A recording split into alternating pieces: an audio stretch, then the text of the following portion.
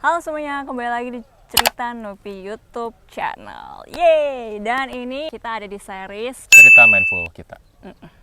Part 3. 3. Kalau teman-teman belum dengar cerita sebelumnya, bisa sih nonton video ini tanpa harus dengar yang pertama. Tapi kita ada 3 cerita masing-masing. Ini yang cerita kita yang ketiga, tentang perjalanan kita menyadari diri, sekitar, dan lingkungan. Nah, cerita ketiga adalah momen dimana aku nonton Pulau Plastik. Jadi, mungkin teman-teman yang ngikutin cerita Novi pasti mikirnya tuh aku tuh zero waste banget gitu. Kayak di video YouTube channel aku yang pertama, aku klarifikasi itu. Sebenarnya pintu masuknya itu dari mindfulness dan minimalism. Bisa nonton di series yang ini, yang pertama dan kedua. Waktu aku nonton Plastik itu, sebenarnya aku udah terpapar sama soal sampah, tisu, terus plastik dari temen aku, ya sahabatku. Cuman aku nggak bener-bener istilahnya udah tahu, tapi nggak bener-bener mau menjalani gitu. Kayak ya udahlah itu bukan urusan jalanin aku, jamu. ya bukan jalanin jaku, bukan urusanku. Turning point itu nggak ada gitu. Kayak ya udah jalanin aja gitu plastik ini. Terus habis itu gara-gara nonton Plastik tuh Pulau Plastik itu pun juga diajak karena Kecipratan lagi ya? Kecipratan lagi. Teman aku nih pengen banget nonton, tapi udah mau habis di bioskop gitu. Terus akhirnya karena mau ngejar yang bioskop terakhir yang masih ada film Pulau Plastik, itu lagi pandemi.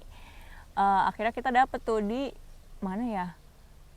Aku sampai lupa, Senayan City. Oh, Plaza Senayan. Kita dapat di Plaza Senayan. Terus habis itu kita nonton. Nah, di situ aku tuh nggak ada ekspektasi apa-apa. Aku cuma tahu ini dokumenter, teman aku kayak ngajak. Ya udah intinya aku nemenin dia. Terus aku nonton, ternyata aku malah yang dipulihkan. Aku kayak ternyata jalannya sampah aku tuh panjang banget ya. Dari mulai bisa melukai, di situ filmnya melukai kura-kura atau kudanil, aku lupa. Kura-kura. Ya, kura-kura, melukai kura-kura di mana sering banget masuk ke udungnya mereka, sedotan plastik kita. Itu juga nggak cuma satu kura-kura loh guys, banyak. Kalau kalian cari di Google tuh udah jadi hal yang common gitu. Terus plastik kita kayak bisa menutupi ubur-ubur lah, gitu-gitulah, banyak gitu. Kayak semuanya tuh tersebar gitu, sampah kita tuh tersebar, jadi efek buat makhluk hidup lain, buat manusia lain. Belum lagi aku kayak baru tahu, oh ternyata sampah beling aku bisa melukai pemulung. Terus yang paling parahnya di Pulau Plastik adalah aku baru tahu sampah aku itu masuk ke darah aku sendiri, dalam bentuk mikroplastik, di mana mikroplastik ini dimakan sama ikan. Plastik kita dimakan sama ikan, lama-lama dia dicerna di tubuh ikan, jadi partikel yang kecil-kecil sekali. Terus jadi mikroplastik. Terus mikroplastik ini yang nggak bisa terurai ini, yang butuh ratusan tahun ini, kita makan lagi, masuk ke darah kita. Jadi kayak barang yang aku buang, satu barang yang harganya 10.000, misalnya kayak beli di toko oranye, toko ijo, yang harganya murah, terbuat dari plastik, ataupun bubble wrapnya, itu tuh efeknya ratusan tahun, dan bisa nyampe ke cucu aku, cicit aku, dimakan sama mereka. Gitu. Jadi di situ aku kayak baru benar-benar ternyata gitu. Aku nggak tahu, di sekolah kita nggak diajarin, pemilahan sampah juga di Indonesia belum ada. Di situ aku baru sadar kayak ternyata aku harus mindful sama konsumsi aku lagi, terutama tentang plastik ini gitu. Mungkin kayak dulu aku mindful nih, kalau aku suka aku beli dan aku pakai.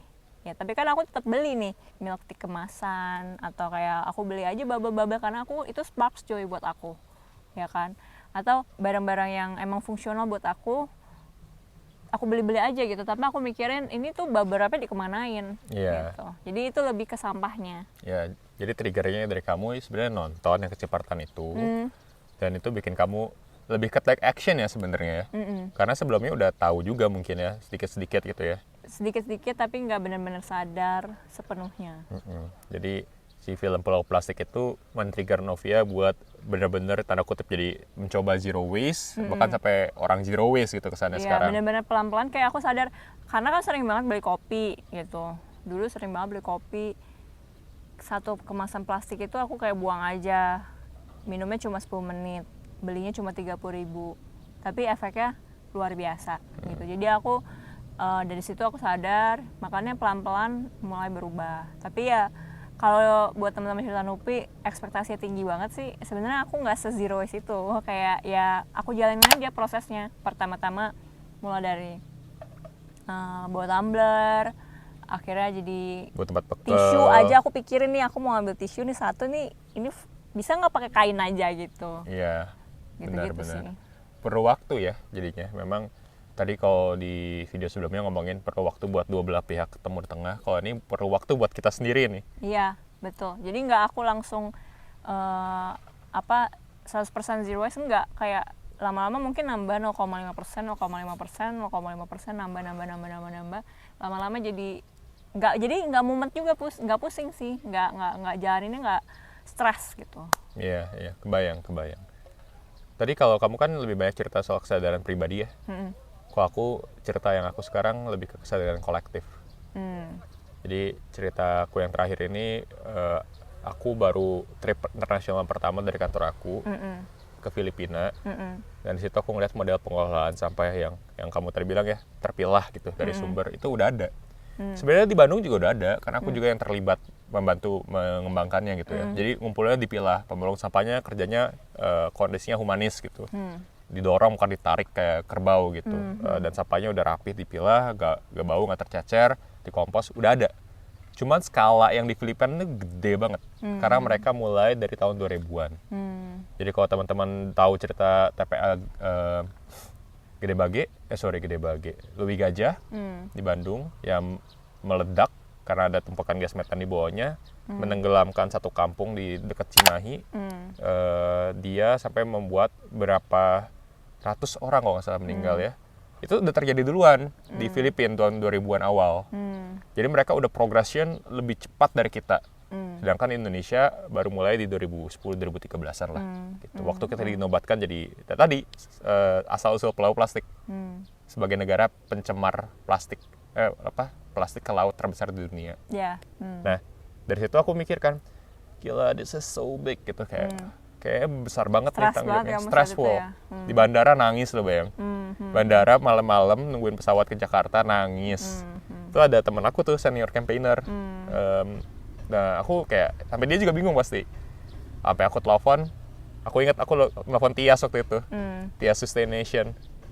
Mbak Tias kalau nonton. Jadi aku cerita ke dia, iya nih di Indonesia chaos banget, masih pikirannya bakar sampah. Waktu itu ada project mau bangun teknologi pembakaran sampah skala besar buat musnahin plastik, yang sebenarnya nambah masalah.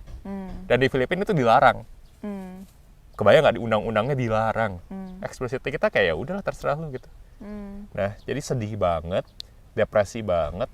Terus sampai aku pulang tuh 2-3 minggu itu masih dalam kondisi sad. Nah tapi gak lama sudah itu aku jadi sadar, ini tuh bukan me versus the world. Karena sering waktu kita punya idealisme, punya pemikiran, kayaknya me versus the world, me versus the big family, me versus the the Indonesian government, gue pengen minggat aja deh, biar nggak ketemu ormas menyebalkan gitu kesannya. Itu nggak gitu kenyataannya. Kenyataannya kita punya banyak orang-orang yang like minded, yang berjuang buat hal yang sama, tapi mungkin kita nggak sadar. Bebannya itu bukan di kita. Kalau kayak kamu mungkin minum botol kopi, botol plastik untuk kopi. Yang sadar tuh nggak cuma Novia.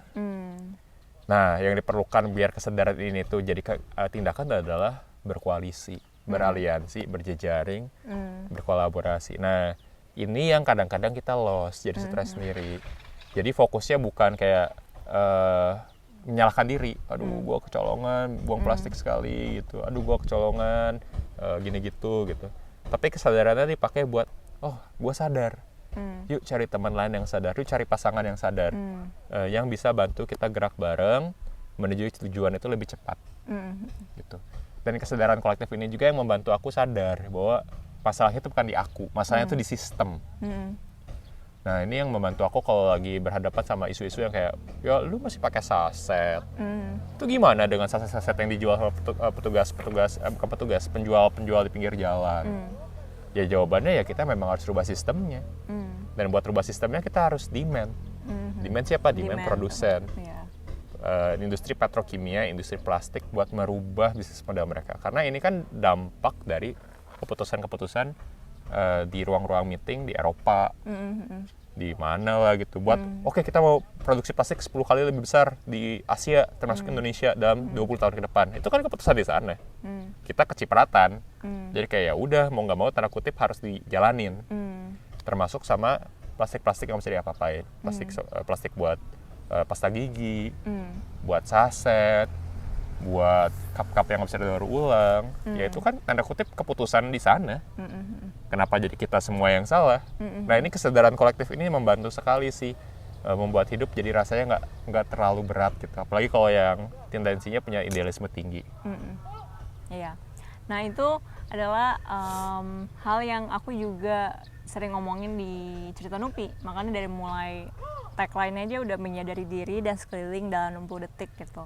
Mungkin itu cuma sebuah tagline, tapi sebenarnya isinya tuh dalam gitu. Dimana yang tadi kesadaran kolektif itu ya aku pengen dari post story aku, dari reels aku, dari carousel aku itu bisa ada satu kesadaran yang bersama-sama gitu. Dimana aku cerita nih, terus teman-teman juga oh iya ya bener juga gitu. Terus jadi saling cerita, aku juga punya cerita ini dan puji Tuhan sih semuanya sekarang lagi lumayan berjalan gitu. Banyak juga yang DM, banyak yang komen gitu, ngerasain hal yang sama, kita bisa sedihin satu hal yang sama. Kayak ceritanya kemarin tuh ada satu cerita influencer yang makan makanan haram di restoran halal. Nah akhirnya di netizen serbu gitu, kayak ini gue nggak mau makan ini atau pokoknya menghujat lah intinya, karena kan itu bekas makanan haram. Nah tapi langsung kalau dari videonya kita nggak tahu belakangnya gimana, kalau dari videonya itu langsung dimusnahkan semua piring dari restoran tersebut gitu. Nah aku sama followers aku bisa cerita nih, gila sedih banget tuh, waste-nya mungkin bisa piringnya dipakai buat orang-orang yang nggak makan makanan halal doang. Jadi sedih kan, kayak itu dimusnahkan segitu ratusan atau puluhan atau ya ratusan sih kayaknya ya, segitu ratusan piring itu tuh harus dimusnahkan bukan cuma ya karena hal itu, padahal itu bisa kita alokasiin ke orang-orang yang make juga kan, kayak dia tuh memang makan makanan konsumsi makanan haram gitu, B2. Iya, kebayang gitu sih. Jadi itu aja ada solusi, ada masalah-masalah yang belum diselesaikan dengan cara yang mindful gitu. Ya kita pengen aja cepet-cepet musnahin gitu. Kayak contoh tadi pagi aku baru denger podcast, kita tuh sering banget cepet-cepet memusnahkan sesuatu. Kayak misalnya di Australia ada hama kucing gitu.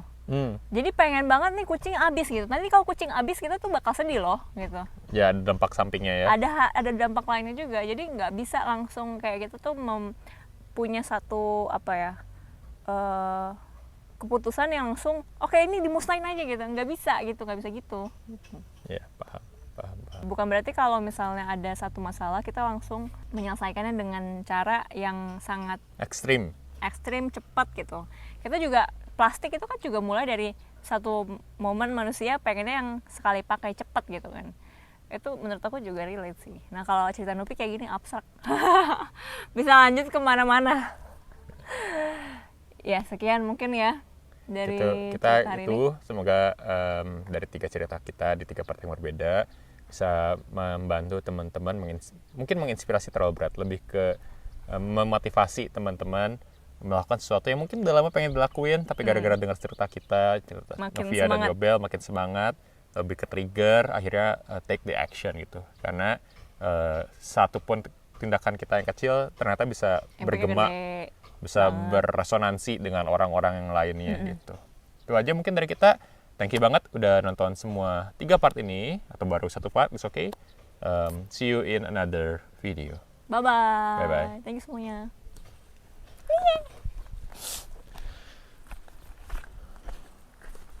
Ini kerekam.